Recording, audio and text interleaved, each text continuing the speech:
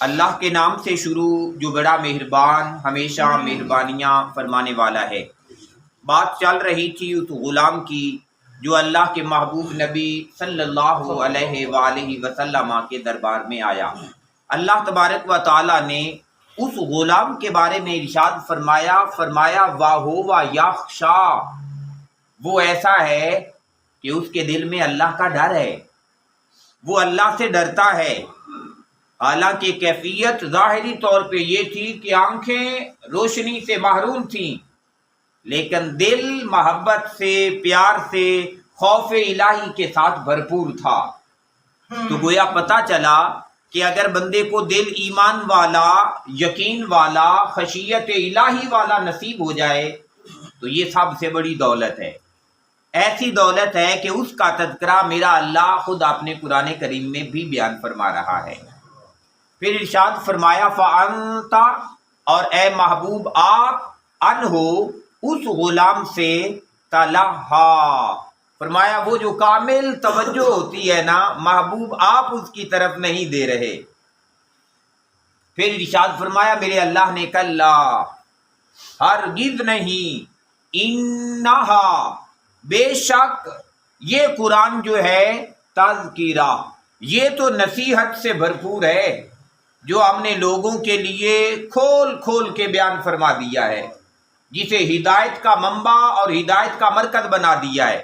اب جس کسی نے بھی قیامت تک ہدایت لینی ہے، فرمایا وہ اس قرآن کی طرف توجہ کرتا جائے، قرآن اس کے لیے ہدایت کے راستے کھولتا جائے گا۔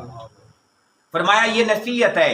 فَمَن شَاءَ، پس جو کوئی چاہے، ذَکَرَ، وہ اس سے نصیحت لے لے، یہ نصیحت اسے دے دے گا۔ فی صحف مکرمہ، اور یہ جو ہے فی صحف، اوراق میں ہے، مکرمہ، جو بڑی عزت والے ہیں، ایسی عزت والے ہیں کہ میں اللہ یہ اعلان کر رہا ہوں لا یمسہ الا المطہرون، فرمایا اب کوئی بندہ وضو کے بغیر، پاکیزگی کے بغیر انہیں ہاتھ تک بھی نہ لگائے، کیونکہ تم ظاہری پاکیزگی کا خیال کر کے اسے ہاتھ لگاؤ گے تو اللہ تعالیٰ تمہیں باطن کی پاکیزگی بھی عطا فرما دے گا، یہ تمہارے اوپر فضل ہوگا۔ تو فرمایا یہ عزت والے صحف کے اندر موجود ہے، مرفوعات، جو بہت بلند ہیں مقام کے اعتبار سے، شان کے اعتبار سے۔ یہی وجہ ہے کہ جب ہم قرآن کریم کھولتے ہیں، قرآن ہمارے ہاتھ میں ہوتا ہے، ہم کہہ رہے ہوتے ہیں ذالک الکتاب، ذالک کا معنی بیسک ہوتا ہے وہ، تو جب ذالک کہا جا رہا ہے تو مفسرین کرام نے کہا کہ یہ جو ذالک کا لفظ استعمال ہوا ہے، حالانکہ قرآن ہاتھ کے اندر موجود ہے، تو کیونکہ اللہ کے نزدیک اس کی عزت بہت بلند ہے،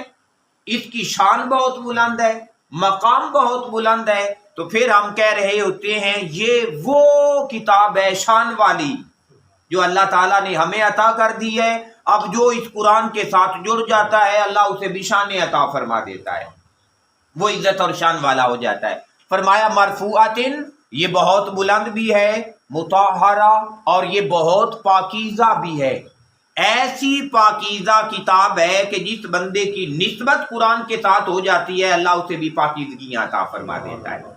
بڑے ایسے لوگ ہیں جنہوں نے زندگی کے اندر قرآن کی تلاوت کو معمول بنائے رکھا، پھر ایسا وقت بھی آیا کہ وہ لوگ وینٹیلیٹر پہ جا پہنچے، اور آپ کو پتہ ہے وینٹیلیٹر پہ پہنچ کے، ہسپتالوں میں پہنچ کے کیا پوزیشن ہو جاتی ہے۔ پھر ان کے اعضاء ان کے کنٹرول میں نہ رہے، وہ بے بس ہو گئے، تمام اعضاء ان کے کنٹرول سے نکل گئے، لیکن ان کی زبان پھر چلنے لگی اور اللہ کا قرآن نکلنے لگا۔ بڑے ایسے لوگ موجود ہیں کہ آخری وقت ان کی زبان پہ اللہ کے قرآن کی تلاوت جاری ہو گئی، وجہ صرف یہ تھی کہ انہوں نے دنیا کی زندگی جو ہے وہ قرآن کے ساتھ لگا کے رکھی، اور آخرت میں قرآن نے انہیں عزتیں عطا فرما دی۔ پھر ارشاد فرمایا بے ایدی سفارہ، اور یہ بڑے معزز ہاتھوں سے لکھا گیا ہے، معزز ہاتھوں سے لکھا گیا ہے، کرام بررہ، جو برکتوں سے بھرپور ہیں، یعنی وہ بندہ جسے یہ سعادت بھی نصیب ہو گئی کہ اس نے قرآن کے لکھنے کا سلسلہ شروع کیا، یا وہ لوگ کہ جہاں جہاں سے یہ قرآن منتقل ہوا اللہ تبارک و تعالیٰ کے دربار سے لوح محفوظ پہ منتقل ہوا، لوح محفوظ سے آسمان دنیا پہ منتقل ہوا، آسمان دنیا سے پھر قلب مصطفیٰ صلی اللہ علیہ وآلہ وسلم پہ منتقل ہوا، پھر آقا کے تمام غلاموں تک منتقل ہوا، تو فرمایا جہاں جہاں سے آتا رہا، جہاں جہاں جاتا رہا، فرمایا جو ہاتھ جس انداز کے ساتھ قرآن کی خدمت میں لگتا رہا اللہ ان ہاتھوں کو بھی برکت والا بناتا رہا۔ تو یہ بہت بڑی سعادت ہے کہ میرا اللہ اس دنیا کی زندگی میں ہمیں قرآن کی نسبت، قرآن کا تعلق اور قرآن کا رابطہ عطا فرما دے، اور بالخصوص یہ رمضان المبارک کا مہینہ قرآن کا مہینہ ہے، اور ہمیں چاہیے کہ ہم اپنی زندگی کا لمحہ لمحہ قرآن کے ساتھ لگائیں، اور جسے یہ نسبت نصیب ہوئی اللہ اسے عزتیں عطا فرما دے گا۔ اللہم صلی علی سیدنا و مولانا محمد اللہ